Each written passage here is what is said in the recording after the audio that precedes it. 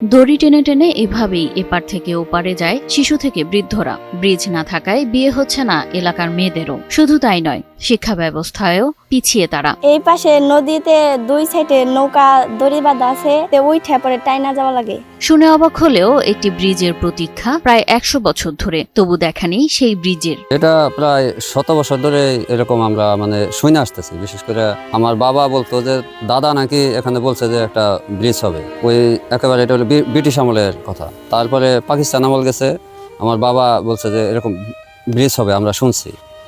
এগুলো শুনতে শুনতে দেখছি আমার বাবা মারা গেছে, আমার দাদাও মারা গেছে। গাজীপুরের শ্রীপুর উপজেলার বুক চিরে বয়ে চলা বেলচালা এক নীরব নদী, যেখানে সময় বয়ে গেছে 100 বছর, কিন্তু বদলায়নি মানুষের ভাগ্য।